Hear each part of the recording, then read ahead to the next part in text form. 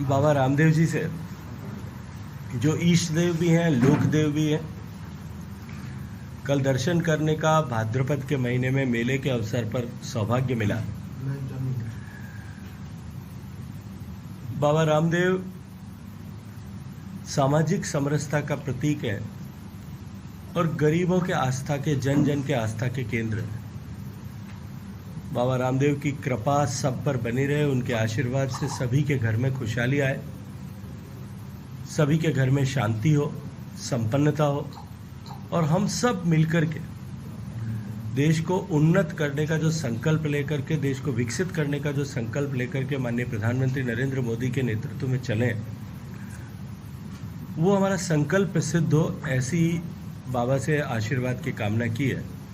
रात्रि में देर रात जैसलमेर पहुंचना हुआ था। कर्नल सोनाराम चौधरी साहब, जो 2014 से लेकर के 2019 में भारतीय जनता पार्टी के सांसद के नाते संसद में हमारे साथी थे, उनके असामयिक निधन के चलते हुए शोक संवेदनाएं व्यक्त करने और परिवार के साथ में दुख को साझा करने के निमित्त आज मोहनगढ़ जाने का कार्यक्रम है। उससे पहले यहाँ जैसलमेर में अधिकारियों के साथ में बैठ कर के, एएसआई और डिस्ट्रिक्ट एडमिनिस्ट्रेशन के साथ बैठकर किस तरह से यहाँ जो जैसलमेर का किला है, इसके संरक्षण की गतिविधियों को तेज किया जा सकता है, इसके आस पड़ोस में जितना इलीगल कंस्ट्रक्शन जो रेस्ट्रिक्टेड एंड प्रोहिबिटेड एरिया में पिछले दिनों में हुआ, उस सब को हटाने की क्या कवायद की जा सकती है, इन सब पर विस्तार से चर्चा हुई है। इसके अतिरिक्त भी डिस्ट्रिक्ट एडमिनिस्ट्रेशन के साथ में बैठ करके विभिन्न मुद्दों पर, विभिन्न विषयों पर, पर्यटन की गतिविधियों को कैसे तेज किया जा सकता है, इन सब पर चर्चा की है। अभी हाल के दिनों में पर्यटन मंत्रालय ने मिनिस्टर ऑफ एविएशन के साथ में बैठ करके जैसलमेर और जोधपुर में हवाई या सेवाएं कैसे वापस बहाल भी हों और बढ़े भी, इन दोनों विषयों पर चर्चा की थी। मुझे प्रसन्नता है कि कल विंटर स्केड्यूल जो रिलीज़ हुआ है और उसमें जैसलमेर को बॉम्बे से, हैदराबाद से, दिल्ली से कनेक्टिविटी मिली है। ये कनेक्टिविटी और बढ़े, जयपुर के साथ में भी कनेक्टिविटी बढ़े, दिल्ली के साथ कनेक्टिविटी और बढ़े, ताकि इस सीज़न में हम पर्यटकों, ज़्यादा से ज़्यादा पर्यटकों को जैसलमेर तक लाने में कामयाब हो सकें। मैं आदरणीय राम नायडू साहब का धन्यवाद करते हुए कि उन्होंने शीघ्रतापूर्वक इस दिशा में निर्णय करवाया। साथ ही साथ में ये जो है हवाई सेवा, कम से कम कुछ कनेक्टिविटी दिल्ली के और मुंबई के साथ वर्ष पर्यंत बनी रहे, इसके ऊपर हम जो है अभी कुछ विचार कर रहे हैं। मैंने आज जिला कलेक्टर से भी इस दृष्टिकोण से बात की है कि एक बार सारे यहाँ हॉस्पिटैलिटी सेक्टर और टूरिज़्म से जुड़े हुए सारे स्टेक होल्डर्स भी इसमें साथ हैं और हम सब मिलकर के इसे जो है एक वायबिलिटी गैप फंडिंग का कोई मैकेनिज्म बना करके इसको आगे चला सके, इस दिशा में विचार कर रहे हैं। सर, एसआई भर्ती को लेकर दो राय हो रही है, जहाँ सीएम कह रहे हैं कि डबल मैच में नहीं जाएंगे, वहीं मंत्री कह रहे हैं कि कोर्ट ने रद्द ही नहीं किया। सर, क्या मामला है? देखिए, मुझे लगता है कि विस्तार से एक बार फैसले की समीक्षा करने की आवश्यकता है। मैंने फैसले को पढ़ा नहीं है, लेकिन जितने अंश देख करके मैं समझ में आया हूँ, कोर्ट ने ये निर्णय राज्य सरकार पर छोड़ा है। राज्य सरकार की मंशा एसआई परीक्षा को रद्द करने के बजाय जो लोग इसके दोषी थे, उन सब दोषी लोगों को दंडित किया जाए, इस तरह का दृष्टिकोण प्रारंभ से अपनाया है। क्योंकि सैकड़ों लोग ऐसे हैं जो कई नौकरियां छोड़ करके अपनी ज़िंदगी को दांव पे लगा करके यहाँ आए हैं, ट्रेनिंग किया है, 3-3, 4-4 साल उन्होंने नौकरी कर लिया। कुछ लोगों ने पाप किया होगा, उसके कारण से उनको जो है दंड मिले, ये बिल्कुल भी उचित नहीं है। इस दृष्टिकोण से राज्य सरकार इस विषय पर विचार कर रही है। मुझे लगता है कि जल्दी इसकी एक बार समीक्षा होकर के इस आदेश की और सब क्लैरिटी सबके सामने हो जाएगी। राहुल गांधी ने माननीय नरेंद्र मोदी की मदर पे कई कमेंट्स किए, अपमानजनक टिप्पणियां की है, किस तरह उनका इस तरह कहना, ये क्या? देखिए, दुर्भाग्यपूर्ण है। माँ चाहे किसी की भी हो, सबके लिए आदरणीय होना चाहिए। मैं सिर्फ इतना कहना चाहता हूँ कि जो लोग संविधान की किताब जेब में लेकर के घूमते हैं, संविधान खतरे में होने की अफवाह फैला करके उसके रक्षक बनने की जो है प्रयास करते हैं, वो संविधान को जेब में रखने वाले लोग ये भूल जाते हैं शायद कि संवैधानिक भाषा का उपयोग भी राजनीतिक क्षेत्र में, सामाजिक क्षेत्र में काम करते हुए करना चाहिए। ऐसी असंवैधानिक भाषा का उपयोग करके लाखों लोगों को आहत किया होगा। इसके साथ साथ में उनका चारित्रिक विकास किस दृष्टिकोण से हुआ ये भी लोगों के सामने स्पष्ट हो गया है। प्रधानमंत्री जी ने जो कहा कि वो नामदार हैं और हम कामदार हैं, हम काम करने वाले लोग हैं, वो नाम के साथ राजनीति करने वाले लोग हैं। उनको लगता है कि शायद हम सारी सीमाओं से, सारे बंधनों से, सारे कानून से, सारी व्यवस्थाओं से और सारी संवैधानिक मर्यादाओं से परे हैं। उनको उनका मुबारक, भगवान उनको सद्बुद्धि देगा और हम सब मिलकर के लगातार देश के को विकसित करने की दिशा का जो प्रयाण है उस पर हम चलते रहें। बस इतनी ही हमारी अपेक्षा और संकल्प है। बीते दिनों एक डिबेट में करोड़ी लाल मीणा और हनुमान बेनीवाल ने यहाँ तक कह दिया कि राज्यसभा चुनाव में खुलेआम पैसे चले थे, पैसों का लेन देन हुआ था। क्या लगता है? मुझे लगता है किसी दो व्यक्तियों की निजी बातचीत और उनके बीच में जिस तरह का भी व्यवहार होगा उस पर टिप्पणी करने की मुझे न आवश्यकता है, न प्रासंगिकता है और न मैं उसकी कोई ज़रूरत समझता हूँ। क्या लगता है राज्यसभा चुनाव में ऐसा होता है? मैं कह रहा हूँ कोई भी दो व्यक्तियों की इस तरह की वार्ता पर मैं किसी भी तरह टिप्पणी नहीं करना चाहता। सर, बिहार चुनाव को लेकर कांग्रेस ने चुनाव आयोग पर आरोप लगाए, वोटों को लेकर क्या कहेंगे? देखिए, चुनाव आयोग पर कांग्रेस आरोप लगाई ये पहली बार नहीं है। हर बीतने वाले चुनाव के बाद में, हर पराजय के बाद में कभी ईवीएम के सिर पर ठीकरा फोड़ना, कभी वोटों की गिनती पे ठीकरा फोड़ना और अब चुनाव आयोग जैसे संवैधानिक व्यवस्था पर प्रश्न चिन्ह खड़ा करना।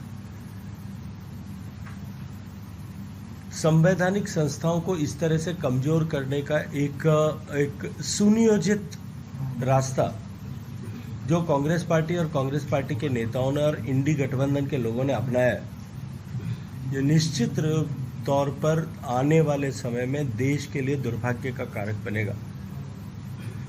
ऐसी संस्थाओं की स्वतंत्रता को लेकर के, उनकी स्वायत्तता को लेकर के, उनकी कार्यपद्धति को लेकर के जिस तरह के प्रश्न चिन्ह खड़े किए जाते हैं, सामान्य जनमानस निश्चित रूप से उनसे आहत होता होगा। और तभी ये होता है कि हर चुनाव में जनता उन्हें लोकतंत्र के मैदान में नकार करके और अधिक हाशिए पर समेट देती है। मैं तो एक बात पूछना चाहता हूं कि अगर इलेक्शन कमीशन ने वोट रिगिंग की होती या करवाई होती तो झारखंड में परिणाम जो है वो प्रतिकूल कैसे हो सकते थे? जिन प्रदेशों में जिस चुनाव में चुनाव उनके अनुकूल हो, परिणाम उनके अनुकूल हो, तब तो चुनाव आयोग बहुत सही है, ईवीएम भी सही है, और प्रतिकूल हो तब सब दोषी। ऐसा कैसे हो सकता है? अपनी हार का ठीकरा दूसरों पर फोड़ना जनता पहचान भी चुकी है और इसीलिए नकार भी चुकी है। पाकिस्तान के साथ जो टीटी की होने की बात है, सिंधु चुनाव झेलम का पानी रोकने की बात है, अभी तक वो हुआ नहीं। अभी भी इंदिरा गांधी के नाल अभी भी पानी की दिक्कत है, अभी भी किसानों की समस्या बरकरार है। देखिए, जो व्यवस्था 75 साल से बिगड़ी थी वो 75 घंटे में या 75 दिन में ठीक नहीं हो सकती। झेलम, चेनाब और सिंधु का पानी पाकिस्तान को दे करके 80% पानी पाकिस्तान को दे करके तत्कालीन सरकार ने, तत्कालीन नेतृत्व ने पाप किया था देश के किसानों के साथ। पाप का घाव जो लगभग 1960 से लेकर के आज तक 65 साल से जो घाव पाप का जो है वो गहरा से गहरा होता जा रहा था। चिंता मत करिए, थोड़े दिन में मरहम लगाएंगे, ठीक हो जाएगा और आने वाले समय में निश्चित रूप से ऐसी व्यवस्था होगी। और उस व्यवस्था का कब होगी, कैसे होगी, क्या होगी, मैं इस पर गए बिना ये जरूर जिम्मेदारी से कह सकता हूँ कि उसका लाभ जो है राजस्थान को और राजस्थान के पश्चिमी हिस्से को बहुत बड़े पैमाने पर होने वाला है। अमेरिका दौरा बनाने के बाद आज प्रधानमंत्री नरेंद्र मोदी जी और चीन दौरे को लेकर सोशल मीडिया काफी चर्चाएं हैं, किस तरीके से देखते हैं? चलिए, मुझे लगता है कि बायलैटरल इश्यूज को इस तरह से हमको जेनेरिक चर्चा का विषय नहीं बनाना चाहिए। लेकिन टैरिफ बम जो है अमेरिका का, उसमें हम लोग देखिए, भारत में पहले भी इस तरह के सेंसर्स लगाए गए हैं। स्वर्गीय अटल बिहारी वाजपेयी जी ने जब परमाणु एक्सप्लोजन किया था तब भी इस तरह के सेंसर्स और टैरिफ्स लगा करके हमको दबाने की कोशिश की गई थी। ये भारतीय जनता पार्टी नीच सरकार है, माननीय नरेंद्र मोदी जी की सरकार है, ये नए भारत की सरकार है। हम भारत के हितों से समझौता करने के लिए किसी भी जो है दबाव के आगे नहीं झुकेंगे। हम भारत के हितों से कहीं समझौता नहीं करेंगे। भारत के किसान के हितों के लिए, भारत के मछुआरों के हितों के लिए, भारत के कुटीर उद्योग के हितों के संरक्षण के लिए हम पूरे प्राण और प्रण की ऊर्जा से इस व्यवस्था में से समाधान निकालने की कोशिश करेंगे। माननीय प्रधानमंत्री जी ने जैसा स्पष्ट रूप से कहा कि हम अपनी क्वालिटी को इम्प्रूव करें, लागत को कम करें, मार्केट में अपने आप को कॉम्पिटिटिव बनाएं और इसकी ताकत के आधार पर हम इस तरह के दबावों से आसानी से बच करके निकल पाएंगे। पूर्व मुख्यमंत्री अशोक गहलोत ने आरोप लगाया था कि ये किरोड़ी मीणा और ये सब पूरे भर्ती घोटाले में लिप्त है पूरा। आपने भी कहा कि कई बड़ी मछलियां शामिल थे, उन्होंने ये भी आरोप लगाया। मुझे संज्ञान में नहीं है गहलोत साहब ने क्या कहा, लेकिन सरकार गहलोत साहब की थी। आरपीएससी के मेंबर सब अशोक गहलोत साहब ने खुद तय किए के बनाए थे। और अब तो रिकॉर्ड पे शायद मुझे लगता है जितना मैंने मीडिया में पढ़ा है, मैं उतनी इसी की जानकारी के आधार पर कह सकता हूँ कि न्यायालय ने भी उसका संज्ञान लिया है कि इन नियुक्तियां जो आरपीएससी में की गई उसके चलते हुए कहीं न कहीं व्यवस्था कॉम्प्रोमाइज़ हुई है। अब उसका दोष अशोक गहलोत साहब खुद के सिर से उतार करके दूसरों के माथे मढ़ने की कोशिश करें तो ये तो इस लिए तो उनको जो है जादूगर उपनाम से सारा देश और प्रदेश पहचानता है। वो इस तरह का जादू जानते हैं कि अपनी गलतियों को, अपनी चोरियों को, अपनी समय में हुए गलत कामों को दूसरे के माथे पर मढ़ दें। अब ये अलग बात है, माथा किसी का भी हो सकता है। जब वो विपक्ष में है तब माथा सरकार में बैठी हुई पार्टी भारतीय जनता पार्टी के नेताओं का हो सकता है। जब वो सरकार में थे तब अपनी पार्टी के, अपने पीसीसी चीफ के माथे मढ़ने की कोशिश की जा सकती है। संविधान में जो 130 संशोधन हुआ उसको लेके भी कांग्रेस और ये अशोक गहलोत बार-बार। मैं तो आप सब पत्रकार मित्रों से पूछना चाहता हूँ, अभी संविधान में संशोधन का विषय नहीं आया है, अभी तो होगा, अभी तो सिर्फ प्रस्तावना हुई है लोकसभा में और उसकी कमेटी बनी है जो संयुक्त समिति में जाएगा। संयुक्त समिति इस पर विचार करेगी, लेकर के आएगी। लेकिन मैं आपसे एक बात पूछना चाहता हूँ, आपके माध्यम से आपके दर्शकों से ही पूछना चाहता हूँ, क्यों कर चुने हुए जनप्रतिनिधि थे, चाहे वो मंत्री हो, चाहे वो मुख्यमंत्री हो, चाहे वो प्रधानमंत्री हो, क्यों कर वो कानून की व्यवस्था में उनको एक स्पेशल स्टेटस मिलना चाहिए। एक बार मैं आप सबसे आग्रह करूंगा कि एक बार इस पर ओपिनियन पोल आप लोगों को जरूर करना चाहिए। परिणाम आएंगे तब जवाब आपको अपने आप मिल जाएगा। सर, जैसलमेर की बात करें, कोर्ट को जैसलमेर किले की दूसरी गेट को लेकर एक आवाज चल रही थी, इससे पूर्व जब आप आए थे एक बार जीत भी किया था। आज भी आर्कोलॉजी सर्वे अभी हमने उसको, सबसे बड़ी बात है कि सर धड़ल्ले से आज भी फोर्ट के अंदर निर्माण चल रहे हैं। अगर आप जाके देखेंगे रिंग रोड पर खड़े होकर तो धड़ल्ले से नई बिल्डिंगें बन रही है, टीन सेट ऊपर लग रही है, कहीं ना कहीं इस धरोहर को खराब किया जा रहा है। हमने आज भी उसको रिव्यू किया है, डिस्ट्रिक्ट एडमिनिस्ट्रेशन को भी कहा है कि वो ऐसी सारी कंप्लेंट्स पे कार्रवाई करें, क्योंकि अल्टीमेटली एएसआई सिर्फ वार्निंग कर सकती है, वो जिला प्रशासन को सिर्फ सूचित कर सकती है कि इस तरह का अवैध निर्माण हो रहा है।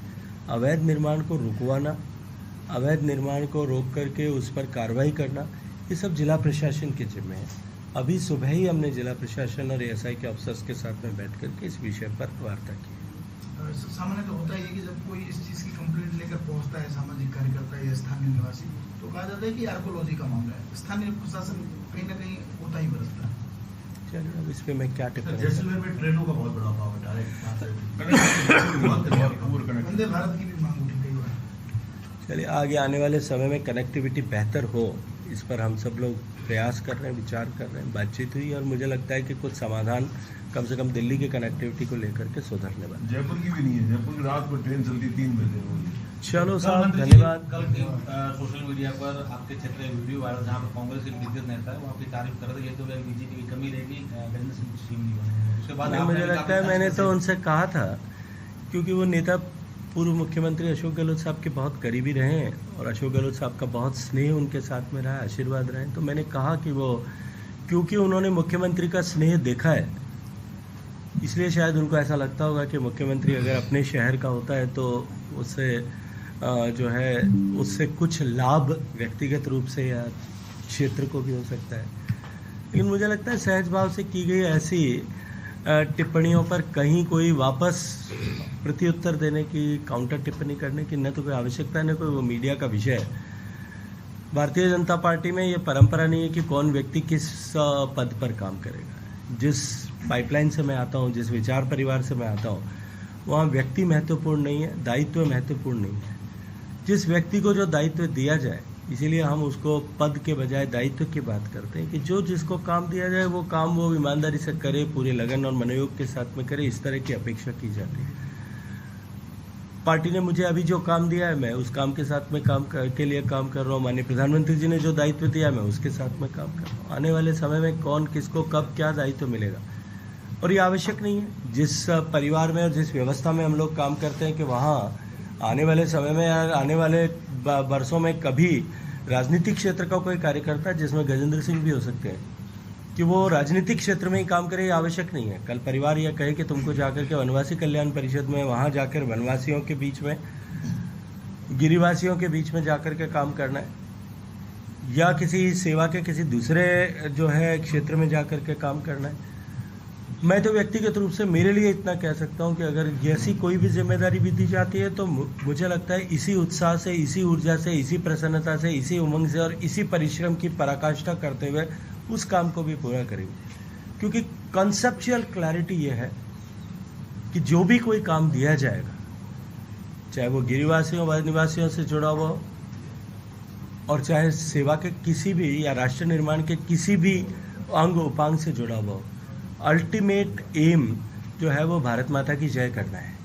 अब भारत माता की जय करने के अनेक रास्ते हो सकते हैं, हर रास्ते पर काम करने के लिए कार्यकर्ता को तैयार रहना चाहिए। सर, नाइट टूरिज्म को लेकर काफी ज्यादा डिमांड भी है, क्योंकि जैसे इंदौर में चल रहा है वैसे ही राजस्थान में और जैसे गर्मियों में भी टूरिज्म हो सकता है, नाइट टूरिज्म के भी हम। मैंने स्टेट गवर्नमेंट की मीटिंग में अभी स्टेट गवर्नमेंट के टूरिज्म के डिपार्टमेंट के स्टेक होल्डर्स के साथ जब बैठक की थी पिछले सप्ताह में, तब उनको इस बात का निर्देश दिया है कि उनको इस तरह की योजना बनानी चाहिए।